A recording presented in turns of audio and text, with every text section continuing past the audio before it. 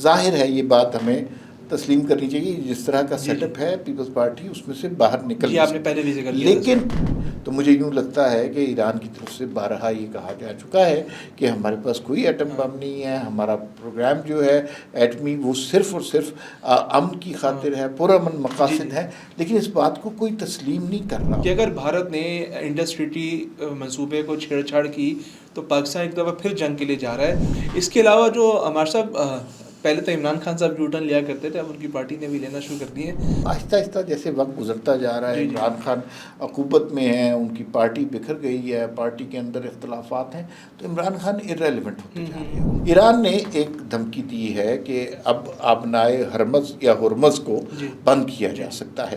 اچھا، یہ دھمکی پہلے بھی ماضی میں دی گئی تھی، اس کے کیا اثرات دنیا پہ ہو سکتے ہیں؟ تو ہمارے پاس جو پیٹرول کی قیمت ہے صرف پاکستان نہیں، پوری دنیا اس سے افیکٹ ہوگا۔ شاید اسی لیے ایران یہ بار بار وارن کرتا ہے کہ اگر دنیا نے ہماری بات نہ سنی تو ہم یہ بات جو ترپ کا پتہ ہے اس کو کھیلیں گے۔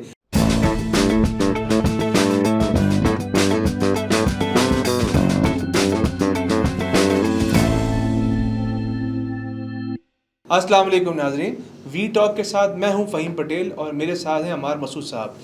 آج ہم ناظرین 4 موضوعات پہ بات کریں گے اور چاروں امپورٹنٹ ہیں۔ سب سے اہم بات یہ ہے کہ بلاول بھٹو نے آج پارلیمنٹ میں خطاب کیا اور اعلان کر دیا ہے کہ حکومت کے جو بجٹ کے جو ووٹنگ ہے اس میں پاکستان پیپلز پارٹی بھرپور حمایت کرے گی، حالانکہ ان کے کچھ تحفظات تھے۔ تو آج ہم عمار صاحب سے پوچھیں گے کہ کیا تحفظات ان کے دور ہو گئے۔ اس کے علاوہ کے پی کے اسمبلی سے خبر ہے کہ اب کہ پی ٹی آئی نے یہ فیصلہ کیا ہے کہ عمران خان سے ملاقات کیے بغیر بھی وہ بجٹ اپروول کے لیے جا رہے ہیں۔ ایسا کیوں ہے، اس پہ بھی ہم بات کریں گے۔ اس کے علاوہ جو سب سے اہم موضوع ہے پوری دنیا میں وہ ہے ایران اور اسرائیل جنگ۔ اس میں سب سے اہم بات یہ کہ کل ایران کی پارلیمنٹ نے ایک فیصلہ کیا ہے کہ آبنائے ہرمز جو ہے اس کو بندش کا انہوں نے پارلیمنٹ نے منظوری دے دی ہے، اگرچہ ابھی اس کی سیکیورٹی کونسل جو ان کی جو وہاں کی جو مشاورت ہے اس کو فیصلہ کرنا ہے، لیکن ہم اس پہ بات کریں گے کہ ماضی میں کب کب ایران نے یہ دھمکی دی ہے اور اگر یہ فیصلہ ہو جاتا ہے تو اس کی دنیا پہ کیا اثرات پڑیں گے۔ سب سے اہم بات یہ آخر میں کہ اگر یہ جنگ طول پکڑتی ہے تو پاکستان سمیت باقی ممالک میں مہنگائی کس نہج پہ پہنچ سکتی ہے۔ تو ہمارے صاحب تھینک یو سو مچ۔ سب سے پہلے بلاول بھٹو زرداری، انہوں نے تو آج کہہ دیا۔ اچھا بھائی، ایک تو یہ ہے اپنے موضوعات بڑے چن چن کے منتخب کیے ہیں اور سارے موضوعات ایسے ہیں جس میں لوگوں کی دلچسپی ہے۔ بلاول بھٹو کی تقریر کسی حد تک توقع تھی ہمیں کہ وہ یہی بات کریں گے۔ ظاہر ہے یہ بات ہمیں تسلیم کرنی چاہیے، جس طرح کا سیٹ اپ ہے پیپلز پارٹی اس میں سے باہر نکل آپ نے پہلے بھی ذکر کیا، لیکن ہوتا یہ ہے کہ وہ اس پر بات کر کے یا حکومت کو دھمکی دے کے تڑیاں لگا کر وہ کچھ نہ کچھ کنسیشن ضرور لیتے ہیں، اور وہ انہوں نے لے لی ہوں گی، ورنہ اتنی جلدی یہ سارا کچھ ممکن نہیں ہو سکتا۔ بلاول بھٹو نے جو ایران کے مسئلے پر بھی بات کی، بہت خوبصورت بات کی، ان کا ضرورت پڑی تو ہم بھی اس کے اندر کود پڑ سکتے ہیں، لیکن جو سب سے سین بات انہوں نے اپنی گفتگو میں کی وہ یہ کہ تاریخ اپنے آپ کو دہرا رہی ہے۔ تاریخ اس لیے اپنے آپ کو دہرا رہی ہے کہ ایک زمانہ تھا جب دنیا میں صرف ایک بات کا غوغا تھا کہ جناب عراق میں ویپن آف ماس ڈسٹرکشن، تو ایک پورے ملک کو تباہ کر دیا، اس کی اکانومی کو تباہ کر دیا، اس کے لیڈر کو پھانسی دلوا دی، رجیم چینج ہو گئی، اور اس کے کچھ عرصے کے بعد یہ کہا گیا کہ وہاں ویپن آف ماس ڈسٹرکشن نہیں ہے۔ ٹونی بلیئر نے بھی یہ کہا کہ وہ ہم سے غلطی ہو گئی ہے۔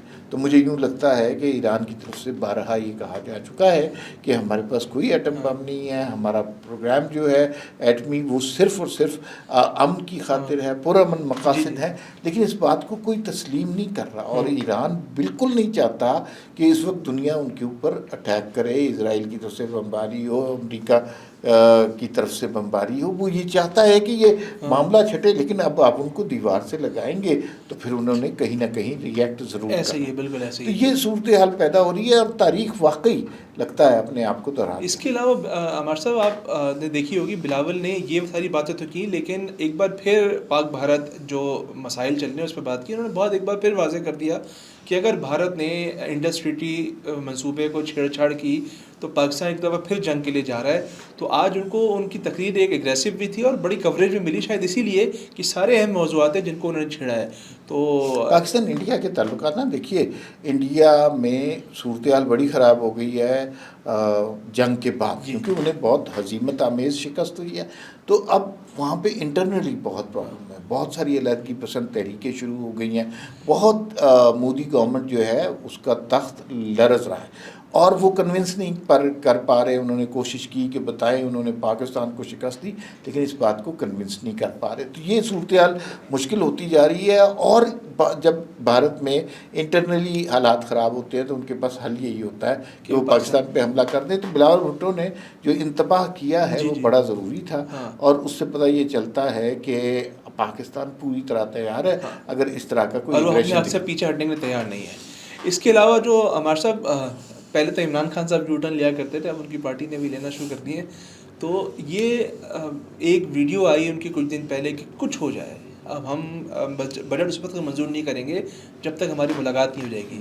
مگر پھر وہ تیار ہو گئے اور ان کو شاید یہ خدشات پیدا ہو گیا کہ اگر انہوں نے بجٹ اپروو نہیں کیا تو وفاقی حکومت کو ان کے خلاف ایکشن لے گی. تو آپ اس کو کیسے دیکھ رہے ہیں اس پوری صورتحال کو؟ مجھے لگتا ہے کہ عمران خان نا جو کہ کسی زمانے میں بڑے ریلیونٹ تھے اس ملک کی سیاست میں 2011 کے بعد, صرف عمران خان کا ہی ڈنکا بجتا ہے. اب آہستہ آہستہ جیسے وقت گزرتا جا رہا ہے, عمران خان عقوبت میں ہیں, ان کی پارٹی بکھر گئی ہے, پارٹی کے اندر اختلافات ہیں, تو عمران خان ارریلیونٹ ہوتے جا رہے ہیں. ان کے حوالے سے بہت سی باتیں جو نہیں ہونی چاہیے تھیں, مثلا اگر وہ احتجاج کرنا چاہتے تو بجٹ پاس نہ کرتے, لیکن بجٹ پہ ایسی تسلی سے وہ مان گئے ہیں. اس کا مطلب ہے کہ وہ اب سارے پی ٹی آئی والے بھی یا جو باہر ہے انکلوڈنگ عمران خان کسی نہ کسی سٹیج پر کمپرومائزنگ پوزیشن میں ہے, وہ سمجھوتا کر رہے ہیں. اس میں جو اہم بات ہے ہمارے صاحب, جو پی ٹی آئی جو موقف اختیار کر رہی ہے وہ یہ ہے کہ اگر ہم نے بجٹ اپروو نہیں کیا تو ہماری حکومت گر جائے گی. حالانکہ ماہرین کا کہنا یہ ہے کہ بھائی صرف بجٹ اپروو نہ کرنے سے کسی کی بھی حکومت نہیں گرتی. ہاں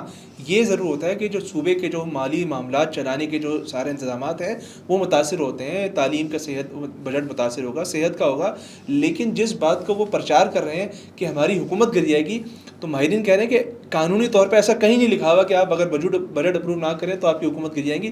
تو شاید اس کو بھی وہ شاید کیش کروا رہے ہیں. اچھا وہ بیسکلی نا یہ تو بات بالکل صحیح ہے, وہ ہوا میں ایک بات کر رہے ہیں, لیکن اب جو ہے نا اطاعت انہوں نے اپنا شعار بنا لیا ہوا ہے, اور وہ اس سسٹم کے ساتھ چلنا چاہتے ہیں جو باہر لوگ ہیں. اور ضروری نہیں ہے کہ اس میں عمران خان کی بھی رضامندی شامل ہو نہ ہو, جو باہر آ کے کہتے ہیں وہ کچھ اور لوگ ہیں, اندر کی باتیں کچھ اور ہیں. تو یہ بہرحال پی ٹی آئی اب کمپرومائزنگ پوزیشن میں آتی جا رہی ہے. اس خبر سے ان کو اپنے آپ کو دھچکا لگے گا. میں آپ سے یہ پوچھنا چاہتا ہوں کہ ایران کے ساتھ جو معاملات ہیں, ایران اسرائیل جنگ دنیا کا سب سے بڑا موضوع اس وقت یہی ہے. ایران نے ایک دھمکی دی ہے کہ اب آبنائے ہرمز یا ہرمز کو بند کیا جا سکتا ہے. اچھا یہ دھمکی پہلے بھی ماضی میں دی گئی تھی, اس کے کیا اثرات دنیا پہ ہو سکتے ہیں؟ 3 سے 4 دفعہ اس سے پہلے دھمکی دی جا چکی ہے. ایک 1980 سے 88 تک جو عراق کے خلاف جنگ ہوئی تھی, اس میں پھر 2011-12 میں جو امریکہ کے ساتھ تنازعات تھے, اور پھر 17-18 میں جو پابندیاں لگائیں امریکہ نے, ان تینوں مواقعوں پہ اسرائیل نے یہ دھمکی دی تھی کہ ہم یہ جو آبنائے ہرمز ہے یہ بند کر دیں گے. اچھا یہ ایران دھمکی کیوں دیتا ہے؟ یہ ایک بہت ہی جیسے کہتے ہیں نا بڑی ایک اس کے پاس ایک چابی ہے, ایران کے پاس ترک کا پتہ ہے. یہاں سے آپ سمجھ لیں ہمارے صاحب کہ دنیا کی 30%, 20 سے 30% جو تیل کی رسد ہے وہ اس راستے سے ٹریول کرتی ہے. اگر یہ بند ہو جائے تو دنیا کے پاس جو تیل ہے وہ اس میں سے 20-30% شارٹیج ہو جائے گا. اب اس کا مطلب یہ ہے کہ شارٹیج ہونے کا مطلب قیمت میں اضافہ. اب آپ یہ دیکھیے اس جنگ سے شروع ہونے سے پہلے جو فی بیرل قیمت تھی عالمی مارکیٹ میں $58 کے قریب تھی, آج وہ 75 کے قریب ہونے کی طرف جا رہی ہے.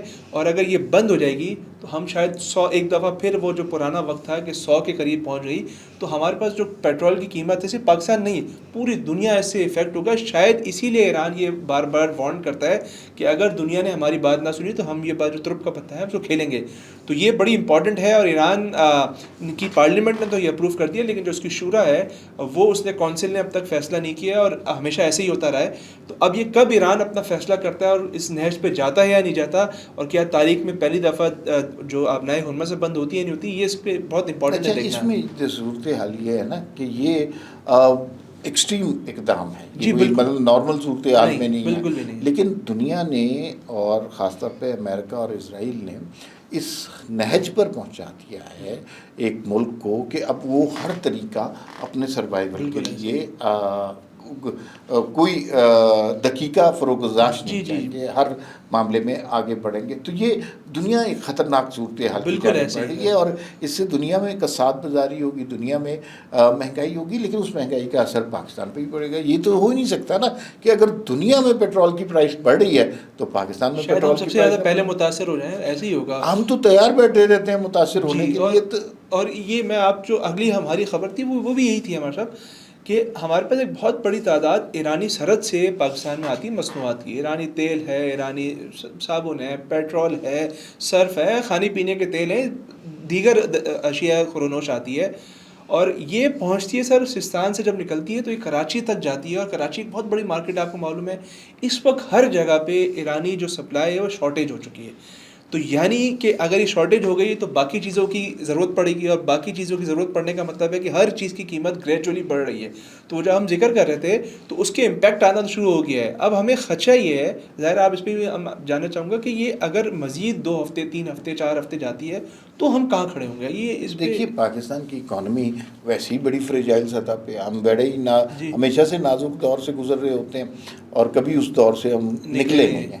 تو یہ بھی وہی صورتحال ہے. پاکستان کی اکانومی نے ذرا سا استحکام پایا ہے. ہم نے میکرو لیول پر کچھ اچھی چیزیں کی ہیں، مائکرو لیول پر ابھی اس کے فوائد عوام تک نہیں پہنچے، لیکن توقع کی جا رہی ہے. ظاہر ہے میکرو کی پالیسیز امپورٹنٹ ہوتی ہے، مائکرو پہ پہنچیں گے تو اس کا فائدہ ہوگا.